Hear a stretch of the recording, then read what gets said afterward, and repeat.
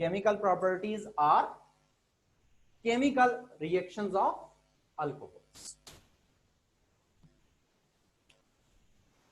Reactions of alcohols. अच्छा, आप ये कह सकते हैं कि जो अल्कोहल्स हैं ये मेनली दो तरह के रिएक्शंस देते हैं, या अल्कोहल्स के रिएक्शंस की दो मेजर टाइप्स हैं। फर्स्ट है आपके पास reaction in which carbon oxygen bond breaks. मसलन अल्कोहल का जनरल फार्मूला आपने लिखा था ROH था। R यहां पे कोई भी अल्काइल ग्रुप हो सकता है और OH हाइड्रोक्सिल ग्रुप है। तो फर्स्ट रिएक्शन है अल्कोहल्स का जिनमें कार्बन ऑक्सीजन बॉन्ड ब्रेक होता है। Reactions in which carbon oxygen bond breaks, ऐसे रिएक्शंस जिनमें कार्बन ऑक्सीजन बॉन्ड ब्रेक होता है अल्कोहल्स का। और सेकंड टाइप है आपके पास रिएक्शंस ऑफ अल्कोहल्स में ऐसे रिएक्शंस जिनमें अल्कोहल्स का ऑक्सीजन हाइड्रोजन बॉन्ड ब्रेक होता है। सेकंड टाइप आ गई reactions in which oxygen hydrogen bond breaks, oxygen hydrogen bond breaks. तो अल्कोहल्स के दो तरह के रिएक्शंस हैं, एक वो वाले रिएक्शंस आ गए जिनमें कार्बन ऑक्सीजन बॉन्ड ब्रेक होता है और दूसरे ऐसे रिएक्शंस आ गए जिनमें ऑक्सीजन हाइड्रोजन बॉन्ड ब्रेक होता है।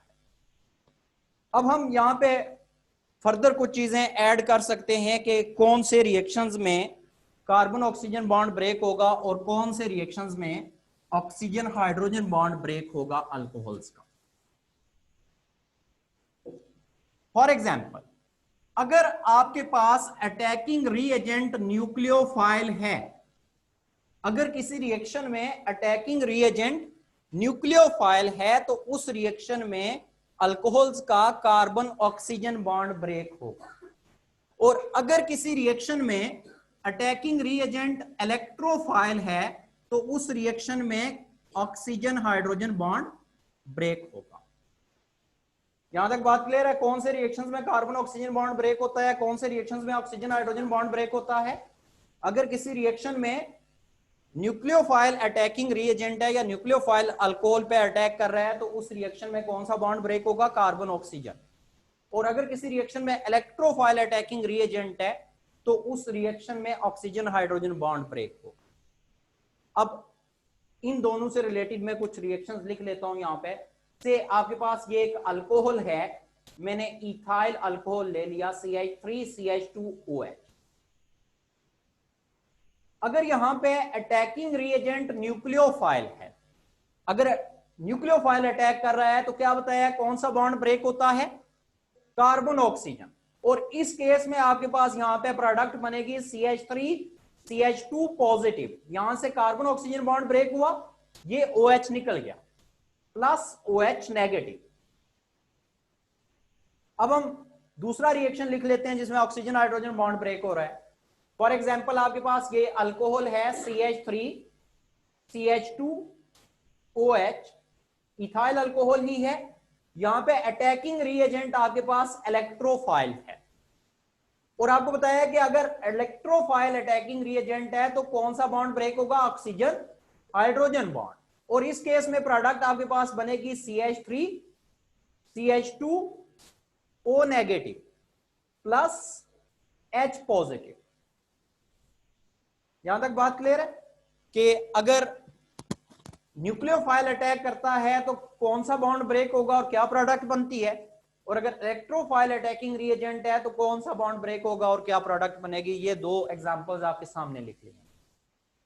अब हम चलते हैं order of reactivity of alcohols पे। Order of reactivity of alcohols.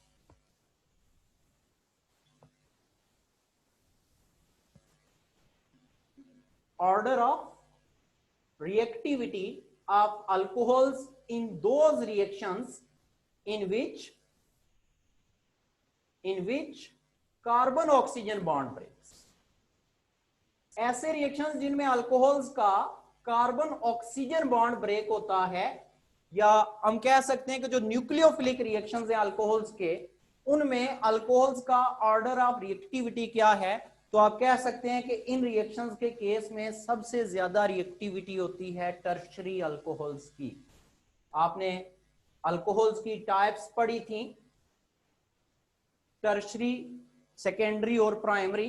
तो आप कह सकते हैं कि ऐसे रिएक्शंस जिनमें कार्बन ऑक्सीजन बॉन्ड ब्रेक होता है, उन रिएक्शंस में सबसे ज्यादा रिएक्टिविटी टर्शरी अल्कोहल्स की होती है। टर्शरी से लेस रिएक्टिविटी होती है इन रिएक्शंस में सेकेंडरी अल्कोहल्स की। और ऐसे रिएक्शंस जिनमें कार्बन ऑक्सीजन बॉन्ड ब्रेक होता है, इनमें सबसे लीस्ट रिएक्टिव हैं प्राइमरी अल्कोहल्स। अब इसकी क्या रीजन है? ऐसे रिएक्शंस जिनमें कार्बन ऑक्सीजन बॉन्ड ब्रेक होता है, ये रिएक्शन आपके सामने एग्जांपल लिखी हुई है।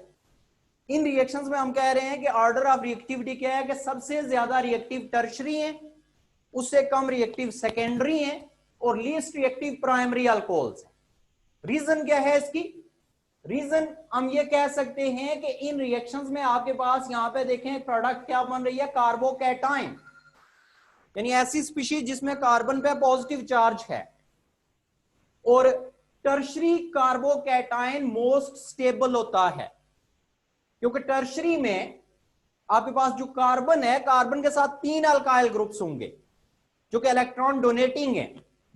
अगर 3 इलेक्ट्रॉन डोनेटिंग ग्रुप्स मौजूद होंगे तो जो कार्बन का पॉजिटिव चार्ज है वो स्टेबलाइज्ड रहेगा। तो यहां पे आप कह सकते हैं कि tertiary carbocation is most stable, that is why the reactivity of tertiary alcohols is maximum in these reactions.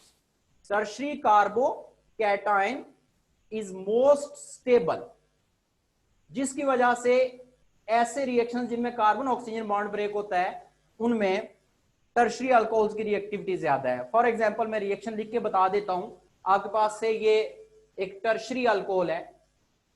Tertiary alcohol में आपने पढ़ा है कि जिस कार्बन के साथ हाइड्रोक्सिल ग्रुप अटैच्ड होता है, वो कार्बन फर्दर 3 कार्बन या 3 अल्काइल ग्रुप्स के साथ अटैच्ड है। अगर यहां पर सपोज के अटैकिंग रिएजेंट न्यूक्लियोफाइल है, यानी कार्बन ऑक्सीजन बॉन्ड ब्रेक हो रहा है, तो उस केस में ये कार्बन ऑक्सीजन बॉन्ड ब्रेक होगा और OH नेगेटिव यहां से निकल गया। बाकी आपके पास क्या चीज रह गई? कार्बन। इस कार्बन के साथ 3 अल्काइल ग्रुप्स उसी तरह से आगे, और इस कार्बन पे चार्ज है पॉजिटिव, यानी टर्शरी कार्बोकैटायन बना। अब इस केस में देखें, कार्बोकैटायन की कार्बन के पास कितने अल्काइल ग्रुप्स हैं? 3, जो कि इलेक्ट्रॉन डोनेटिंग है। और इन 3 इलेक्ट्रॉन डोनेटिंग ग्रुप्स की वजह से जो कार्बोकैटायन है ये स्टेबलाइज्ड रहता है।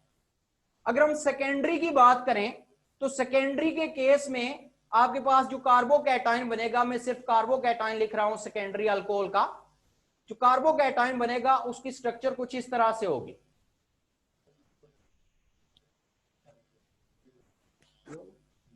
अच्छा, आपको बता ये रहा था कि ऐसे रिएक्शंस जिनमें कार्बन ऑक्सीजन बॉन्ड ब्रेक होता है, इन रिएक्शंस में टर्शरी अल्कोहल्स की रिएक्टिविटी सबसे ज्यादा है, सेकेंडरी की रिएक्टिविटी उनसे कम है, और प्राइमरी लीस्ट रिएक्टिव है इन रिएक्शंस में। और रीजन क्या बताई है कि टर्शरी अल्कोहल्स के केस में चूंकि टर्शरी कार्बोकैटायन बनता है और इसमें पॉजिटिवली चार्ज कार्बन या कार्बोकैटायन की कार्बन के साथ 3 अल्काइल ग्रुप्स या इलेक्ट्रॉन डोनेटिंग ग्रुप्स अटैच्ड हैं, जिसकी वजह से ये ज्यादा स्टेबलाइज्ड है। जबकि सेकेंडरी के केस में आप देखें कि जो कार्बोकैटायन की कार्बन है, इसके साथ 2 डोनेटिंग ग्रुप्स यानी 2 अल्काइल ग्रुप्स हैं, ये लेस स्टेबल है as compare to tertiary carbocation. और प्राइमरी के केस में आप कह सकते हैं कि कार्बोकैटायन की कार्बन के पास सिर्फ 1 अल्काइल ग्रुप या 1 डोनेटिंग ग्रुप होगा, और उसकी जो स्टेबिलिटी होगी वो सेकेंडरी और टर्शरी दोनों से कम। अच्छा, अब हम दूसरे रिएक्शंस की बात कर लेते हैं कि ऐसे रिएक्शंस जिनमें ऑक्सीजन हाइड्रोजन बॉन्ड ब्रेक होता है, उनमें ऑर्डर ऑफ रिएक्टिविटी क्या होगा। Reactions in which oxygen hydrogen bonds, in reactions में अल्कोहल्स का ऑर्डर ऑफ रिएक्टिविटी क्या होगा? तो इसमें आप कह सकते हैं कि बिल्कुल उस ऑर्डर का अपोजिट है। जो कार्बन ऑक्सीजन बॉन्ड के केस में ऑर्डर आपको बताया है, ऑक्सीजन हाइड्रोजन बॉन्ड ब्रेक होता है जिन रिएक्शंस में, इनमें ऑर्डर ऑफ रिएक्टिविटी अल्कोहल्स का उसके अपोजिट है। इस केस में सबसे ज्यादा रिएक्टिव होंगे प्राइमरी अल्कोहल्स।